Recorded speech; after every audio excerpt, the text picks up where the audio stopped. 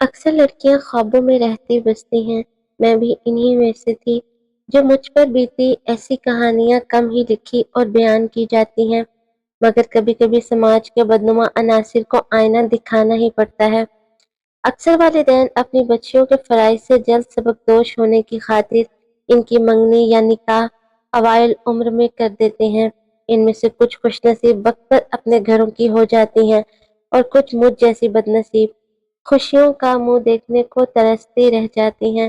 جن دنوں چھٹی جماعت میں پڑھتی تھی، والد صاحب نے اپنے دور کے رشتہ دار کے صاحبزادے گل خان سے میرا رشتہ طے کر کے کچھ عرصے بعد اس کے ساتھ میرا نکاح کر دیا، جبکہ رخصتی بعد میں ہونا قرار پائی کیونکہ لڑکا انجینئرنگ کر رہا تھا۔ نکاح سے چند دن قبل گل رخ ہمارے گھر آیا۔ میں نے کھڑکی سے دیکھا، وہ گورا چٹا اور بہت خوبصورت تھا۔ خوبصورت تو میں بھی تھی، لیکن زیادہ پڑھی لکھی نہ تھی، جبکہ وہ اعلیٰ تعلیم حاصل کر رہا تھا۔ ماں نے مجھے تلقین کی کہ تم بھی تعلیم کی طرف توجہ دو، تاکہ تیرے سسرال والے یہ نہ کہیں کہ ہماری بہو کو تعلیم کا شعور ہی نہیں۔ لیکن میں پڑھائی کی بجائے دن رات اپنے ہونے والے جیون ساتھی کے خیالوں میں کھوئی رہنے لگی۔ سہیلیاں اور بہنیں مجھے خوش قسمت سمجھتی تھی کہ میرا رشتہ اتنے اچھے لڑکے کے ساتھ ہو گیا تھا۔ یہ رشتہ 3 سال رہا، پھر کسی ظالم کی ایسی نظر لگی کہ گل رخ کو اس کے قبیلے کے دشمنوں نے گولی مار کر ختم کر دیا۔ ہم کو کسی نے نہ بتایا کہ یہ دیرینہ دشمنی کا نتیجہ تھا یا وہ دہشت گردی کی بھیٹ چڑھ گیا۔ اس کی یاد میں اس کے ماں باپ ہی نہیں، ہم بھی تڑپتے رہے، اور میں بدنصیب کتنا ہی روئی ہوں گی جو شادی سے قبل بیوہ ہو گئی تھی۔ اس سانحے کے بعد میں جیسے جینا ہی بھول گئی تھی، بہت زیادہ غمزدہ رہنے لگی۔ ماں سے کہہ دیا کہ اب کوئی رشتہ آئے تو جواب دے دینا، اب میں شادی نہیں کروں گی۔ اس کے بعد کئی رشتے اور آئے، مگر میں خود کو شادی کے لیے آمادہ نہ کر پائی۔ بالآخر والد صاحب نے ایک رشتہ میری چھوٹی بہن کے لیے قبول کر لیا اور اس کی شادی دھوم دھام سے ہو گئی۔ ہمارے گھر کے سامنے ہی والد صاحب کے بھائی کا گھر تھا۔ ان کے 3 بیٹے تھے۔ یوں تو کم ہی ہمارے گھر آتے تھے، لیکن میری بہن کی شادی کے موقع پر کام کاج میں ہاتھ بٹانے کو پیش پیش رہے۔ ان کا منجلا لڑکا جس کا نام پاشا تھا، وہ بہت زیادہ ہمارے گھر آتا تھا۔ میرے والد کے ساتھ اس نے تقریب میں بڑھ چڑھ کر ہاتھ بٹایا۔ یوں میرے والدین کی نگاہوں میں وہ بہت اچھا بن گیا۔ زرینہ کی رخصتی کے بعد وہ روز آنے لگا، امی کا خیال کرتا اور ان کے اکثر کام کر دیا کرتا تھا۔ اس طرح وہ ہمارے گھر کا ایک فرد بن گیا۔ پاشا میرا بھی خیال رکھتا، مجھ کو کسی چیز کی ضرورت ہوتی تو دوڑ کر بازار سے لا دیتا۔ ایک دن میں کچن میں کھانا بنا رہی تھی، اچانک میرے دوپٹے نے آگ پکڑ لی۔ اتفاق سے وہ آ گیا۔ اس نے جو دیکھا میری پشت پر آگ ہے اور مجھے احساس بھی نہیں، دوڑ کر آیا اور اپنے ہاتھوں سے جلتا ہوا دوپٹہ مسل کر آگ بجھا دی، لیکن اس کوشش میں اس کے اپنے ہاتھ جل گئے۔ اس واقعے کا میرے دل پر اثر ہوا، تبھی سوچا ہر وقت بس اپنے ہی خیال میں نہیں ڈوبے رہنا چاہیے، بلکہ کسی اور کے بارے میں بھی سوچنا چاہیے۔ رفتہ رفتہ میری سوچوں کا دھارا بدلنے لگا اور اب میں اجالوں کے بارے میں باتیں کرنے لگی۔ جب میں نے اس کے بارے میں اپنی ذات سے نکل کر سوچا تو اسے بھی احساس ہو گیا کہ میں اس کو چاہنے لگی ہوں۔ اب ہم وقت کی اوٹ میں جب موقع ملتا بات کر لیتے۔ جس روز وہ نہ آتا میں بے چین ہو جاتی۔ ہمارا گھر کافی بڑا تھا، والدہ گھر کے ایک حصے میں کام کر رہی ہوتی تو ہم کسی دوسری طرف جا بیٹھتے اور باتیں کرنے لگتے۔ ماں کو پتہ بھی نہ چلتا کہ میں کدھر ہوں۔ وہ آواز دیتی تو میں دوڑ کر ان کے پاس پہنچ جاتی۔ ان کو بالکل شک نہ ہوا کہ میں پاشا کو چاہنے لگی ہوں۔ وہ مجھے ابھی تک دکھی اور غمزدہ ہی سمجھتی تھی، اس لیے شادی کا ذکر تک میرے سامنے نہ کرتی تھی۔ مبادن اور دکھی ہو کر رونے لگوں۔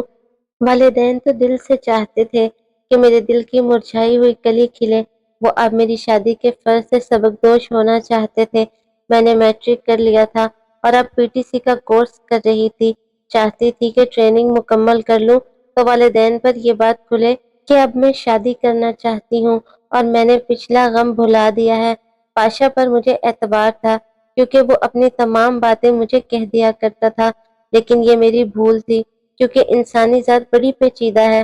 ہم سمجھتے ہیں کہ ہم کسی کو پوری طرح سمجھ لیں گے، حالانکہ ہم برسوں کے ساتھ کے باوجود کسی کو تھوڑا سا بھی سمجھ پائیں تو بڑی بات ہے۔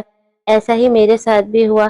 ہم ایک دوسرے کے رازدان بن چکے تھے، لیکن اصلی راز اس نے مجھے نہیں بتایا۔ یہ مجھے بعد میں پتہ چلا کہ وہ کئی لڑکیوں کو بیوقوف بنا چکا تھا۔ مسکراہٹ ہر وقت پاشا کے ہونٹوں پر رہتی تھی۔ وہ 21 برس کا لمبا ترنگا اور خوبرو نوجوان تھا۔ ظاہری طور پر مہذب اور بہت شریف النفس دکھائی دیتا تھا، لیکن اس کے اندر کا انسان ظاہر کی روپ سے بہت مختلف تھا۔ ایک دن میں نے اسے کہا، رشتے کے لیے اپنے والدین کو ہمارے ہاں بھجواؤ، تو اس نے مالی مشکلات کا بہانہ بنا کر یہ بات کچھ وقت کے لیے ٹال دی، لیکن مجھے یقین دلایا کہ شادی میں تمہارے سوا کسی سے نہ کروں گا۔ مجھے بھی اطمینان اور سکون تھا کہ گھر کی بات ہے، پاشا کون سا مجھے دھوکہ دینے والا ہے۔ کچھ عرصے کا انتظار اور سہی۔ اس دوران میرے لیے ایک اور بہت اچھا رشتہ آ گیا۔ والدہ نے میری رائے لی، میں نے صاف انکار کر دیا۔ اس وقت میں ایف اے کی تیاری کر رہی تھی، جس میں پاشا مدد دینے کے بہانے مجھ سے اور قریب آ گیا تھا۔ وہ دیر تک مجھے پڑھاتا۔ جب والد ٹرک لے کر کئی دن تک دوسرے شہر گئے ہوتے، چھوٹی بہن اور امی سو جاتی تو ہم رات دیر تک اکیلے رہ جاتے تھے۔ تنہائی میں برائی جنم لیتی ہے، کیونکہ آگ اور کپاس کا کوئی میں نہیں۔ میں محبت کو عبادت سمجھتی تھی، لیکن پاشا ایسا نہیں سمجھتا تھا، لہٰذا اس نے تنہائی سے فائدہ اٹھا کر مجھ کو میرے ہی خوابوں کے جال سے شکار کر لیا۔ اب وہ دن رات یہی باتیں کرتا کہ ہم لوگوں کا ایک چھوٹا سا گھر ہوگا اور اس میں پیار کی پھلواری مہکتی ہوگی۔ میں تو سہانے خواب دیکھ رہی تھی اور وہ میرے قریب آتے آتے حد سے گزرتا جاتا تھا۔ ایک دن ہم رات کے 12 بجے ساتھ بیٹھے تھے کہ میری والدہ جاگ گئی۔ وہ دبے قدموں میرے کمرے میں پہنچی، شاید انہیں کچھ شک ہو گیا تھا۔ پاشا کو میرے قریب پا کر دنگ رہ گئی، غم و غصے سے اور تو کچھ نہ کر سکی۔ پہلے اپنے گالوں پر تماچے مارے، پھر رونے لگی۔ انہوں نے تو پاشا کو قریبی عزیز ہونے کے ناطے اپنا سمجھا تھا، اعتبار کیا تھا، مگر آج ان کا حوصلہ ٹوٹ گیا تھا۔ میں رو رو کر امی سے معافی مانگنے لگی۔ پاشا نے بھی ان کے پیروں کو ہاتھ لگا کر معافی کے لیے التجا کی اور کہا کہ وہ مجھ سے شادی کرے گا۔ بے شک والدین کو جہاں بیٹیوں کے اچھے رشتوں کا خیال ہوتا ہے، وہیں ان کی عزت کا بھی پاس ہوتا ہے۔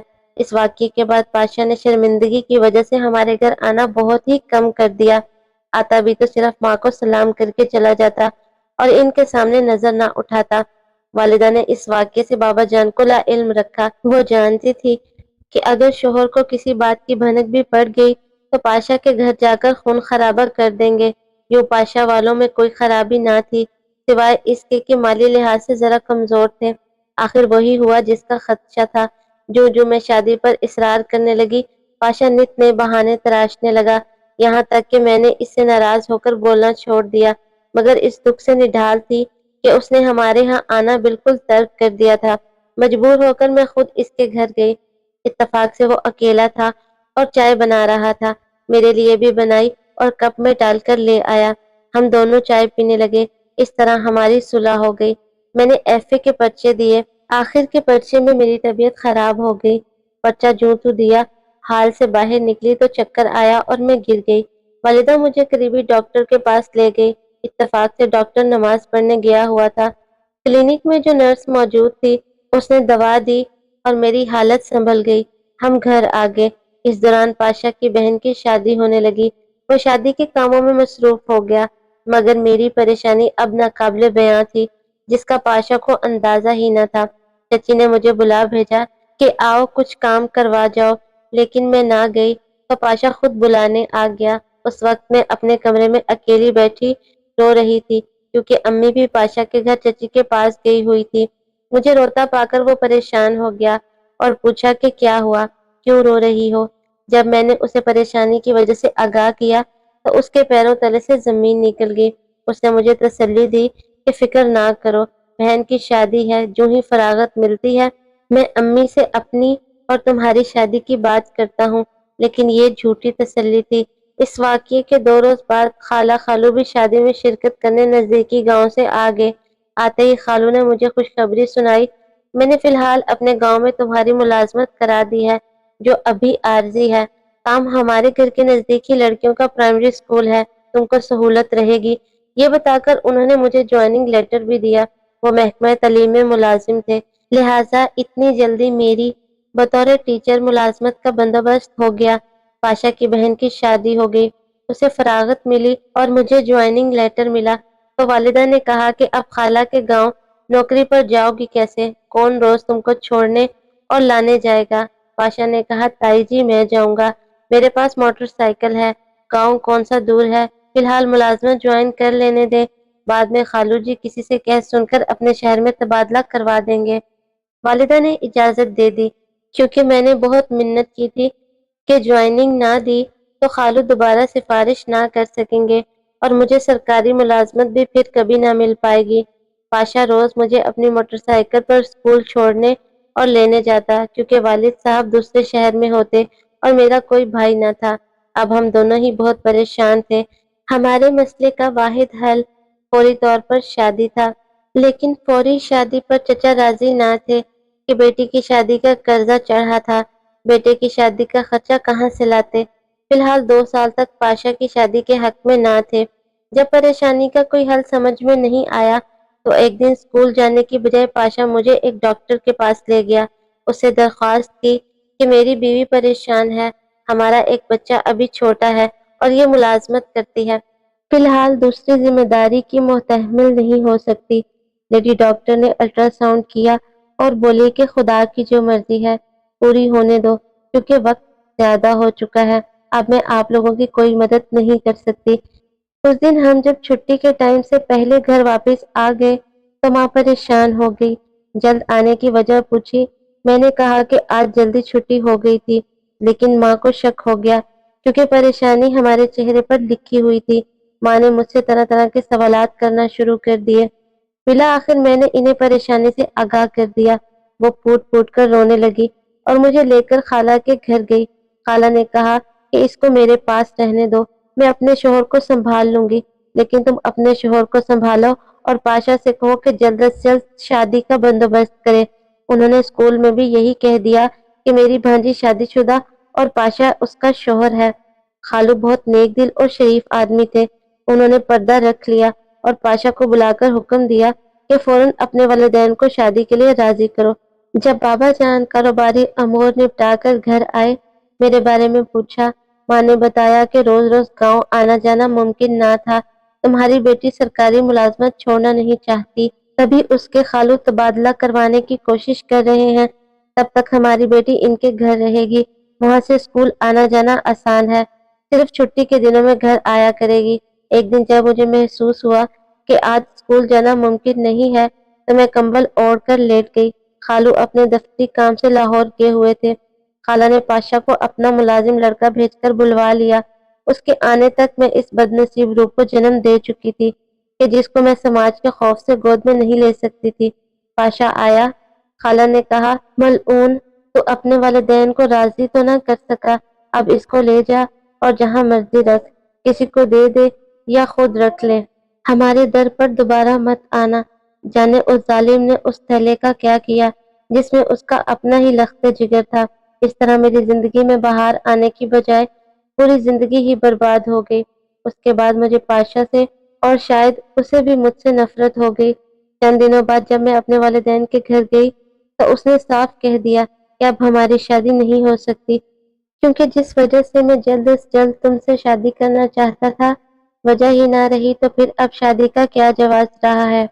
उसने ये भी ना बताया कि उसने उस थैले का क्या किया, किसको दिया या कहीं फेंक दिया। अलबत्ता ये कहा कि वो मजबूर है। उसके वालिदैन उसकी शादी मुझसे करने पर किसी तरह राजी नहीं। उसकी माँ अपनी भांजी को बहू बनाना चाहती है। जब उसने ये अल्फाज कहे, दिल करता था कि उसके मुंह पर थप्पड़ मार दूं। बस इतना ही कह सकी कि फिर मुझको दोबारा अपनी सूरत ना दिखाना। जब मालूम था तेरे माँ बाप राजी नहीं होंगे तो मुझको और मेरी माँ को यकीन क्यों दिलाया और हमसे झूठे वादे क्यों किए थे। आह, उस दिन तो जी चाहता था कि जमीन शक हो जाए और मैं बदबख्त इसमें समा जाऊं। मेरी माँ को तो ऐसा सदमा लगा कि वो अपने खालिक हकीकी के पास चली गई। इनको मेरी बर्बादी का बहुत दुख था। गलती तो मेरी थी, सजा मेरी बेकसूर माँ को भी मिलती थी। तो ऐसा सदमा मिला कि वो सह न सकी और जान से गई। चंद दिन बाद खालू का इंतकाल हो गया। खाला अकेली रह गई। छोटी बहन की वालिद साहब ने शादी कर दी तो मैं खाला के पास चली गई, क्योंकि वहां ही मेरी मुलाजमत हो गई थी। वालिद ने चाहा मेरा भी घर बस जाए, मगर मुझे शादी से नफरत हो गई थी। میں نے ان سے استطاع کی مجھے مجبور نہ کریں، وہ اپنی بہن کے پاس رہنے لگے جو مدت سے بیوہ تھی۔ میں آج بھی خالہ کے گھر رہتی ہوں، اسکول میں ملازمت کرتی ہوں اور خالہ کے گھر ہی کو اپنا گھر سمجھتی ہوں، کیونکہ اس دنیا میں میرا اپنا کوئی گھر نہیں ہے۔